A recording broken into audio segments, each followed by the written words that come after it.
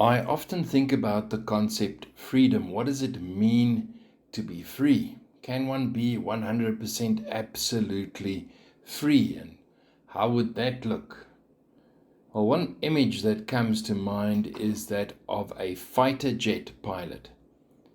Now, play along with me and just imagine for a moment that you are a fighter jet pilot. You look as handsome as Tom Cruise or as beautiful as Liesel, so things are really cooking for you. And not only that, one fine day your commanding officer gives you permission to fly wherever you want to. He gives you the freedom of the skies, unheard of. But remember, you're handsome, you're pretty, so it makes absolute sense.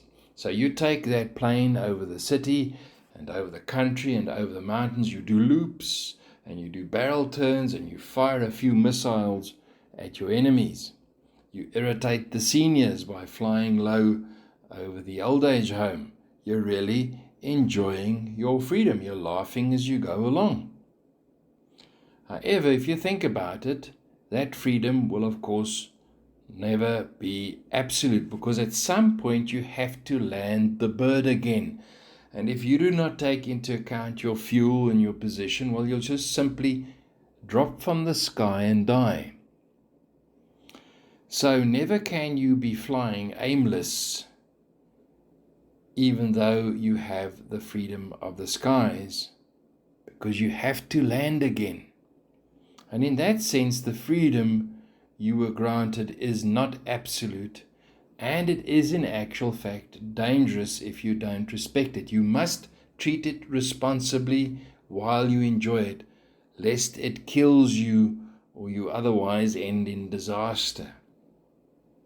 Now, my submission to you is that this applies to any freedom that you and I are granted, any freedom, and most spectacularly so when it comes to spiritual freedom.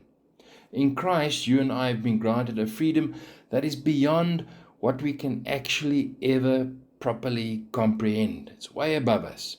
You no longer have to be a religious person in order to please God. By the way, a whole lot of people haven't got that memo. They're still trying to be religious. But you don't have to be a religious person in order to please God. You have freedom from that. You no longer have to keep rules and regulations to get yourself in heaven and try and please God by doing the right thing. In fact, you have been set completely free from religion and the law. You are now under grace. If you sin, it does not lead to judgment and death, but Christ intervenes. Christ has paid for your sin. So you're no longer shackled to your failure and your sin. You are now so free for the first time that you can actually overcome sin, and you should. And for the first time, you can simply enjoy God. You have, in one sense, the freedom of the spiritual skies in Christ. The ultimate commander-in-chief, God the Father, has granted you this freedom in Christ. It is a massive, massive freedom you have been given. It is a privilege beyond comprehension. And for this reason, Paul says in Ephesians chapter 3, verse 12, in him, that's Christ, and through faith, we may approach God with freedom and confidence.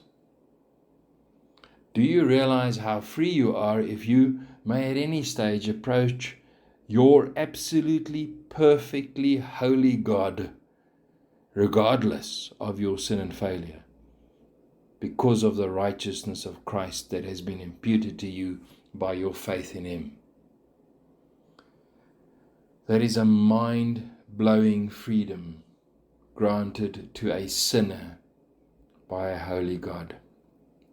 And we should never forget the blessing that we have been granted. As you think about that freedom that has been given to you and to me, do you also realize that that freedom carries responsibility with it? It's implicit, and I try to get that implicity or implicit nature across to you from the example. The freedom granted to you is to be directed at the purposes of God, lest you fall from the sky and burn. Using your freedom aimlessly is dangerous, because there lies a day of reckoning, a day of accounting ahead, regardless of your freedom. Your freedom's not absolute. There is a place that you must land your plane, spiritually speaking. And that is what we must keep in mind. Otherwise, you look like the aimlessly mad man on the thumbnail of this sermon, and you can imagine where that's going to end. And even if it is so that you do not lose your salvation despite your failure, the aimless use of freedom will cause you and your family much pain and suffering. That's the point. And there's no pleasure in a misuse of freedom. There's no joy in it. The point is, having freedom does not exclude pain and suffering from your sin if you use that freedom recklessly. Having the freedom that you've been granted does not exclude falling from the sky from lack of fuel, spiritually speaking, and a place to land, because you were not responsible with it. And so Paul says in Galatians chapter 5, verse 13, you, my brothers and sisters, were called to be free. There it is again. But do not use your freedom to indulge the flesh. Rather, serve one another humbly in love. In other words, direct your freedom to achieve the purposes of God. One of them is that we love each other on the horizontal, so that we can land the plane whilst enjoying every moment of our freedom. And so I ask you, fly high and fly accurately by disciplining yourself. Use your freedom with intent, but never ever live aimlessly within the freedom that Christ has given you, because it will lead to disaster. It is a mad Christian man, a mad Christian woman who wastes their freedom by aimless living. And remember, we have a short period of time on earth. You need to set goals for yourself within your Christian walk with Christ. For example, you need to overcome sin. You need to love others. You need to love God. You need to linger with God. Last week's sermon. So set goals for your freedom to capture. Move from mother's milk to solid food. Stop living aimlessly, if you are, with your car in neutral while others push you around because of your lack of gumption, imagination, and joy. I'm amazed to see the amount of people who are just being pushed around. They listen to one sermon, they listen to another sermon, but in the end of the day, they're going nowhere. Use your freedom to blaze a trail of glory for God. Stop complaining and stop feeling sorry for yourself. You have the freedom of the skies. Take calculated risks for God. Laugh a lot.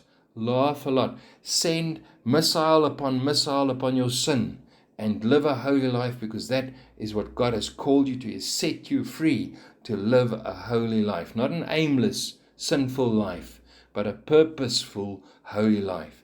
Use your freedom with disciplined purpose. Win battles for God. Win battles for yourself. And then enjoy your freedom even more. Because as you win those battles, the freedom in a sense increases. Fill the spiritual skies with joy for your Creator, who has made you free in Christ. I'm going to say that again. Fill the spiritual skies with joy for your Creator, who has made you free in Christ. I close with the words of the Apostle Paul from 1 Corinthians chapter 9, verses 24 to 27, which is our text for today. And here he is speaking, among other things, about his own freedom in Christ and our freedom in Christ. So he says this, which is profound. He says, do you not know that in the race all the runners run, but only one gets the prize? Run in such a way as to get the prize. In other words, focus your freedom. Purpose it to win. Everyone who competes in the games goes into strict training. They do it to get a crown that will not last, but we do it to get a crown that will last forever. In other words, one day you're going to land that plane, and the landing place is the heart of God Himself. And it's in that place that God recognizes that we will be rewarded for our life here. And the last words He says, therefore I do not run like someone running aimlessly. Listen to that again. Therefore I do not run like someone running aimlessly. I do not fight like a boxer beating the air. No, I strike a blow to my body and make it a slave, so that after I've preached to others, I myself will not be disqualified for the prize. He uses his freedom to discipline himself. And I close with this: may you win the prize of the race that God has set before you. May you enjoy His freedom granted to you in such a way as to purpose it for His glory and to reach the goals that He has set for you, because in that you will find joy that you cannot express in words. May God grant you this.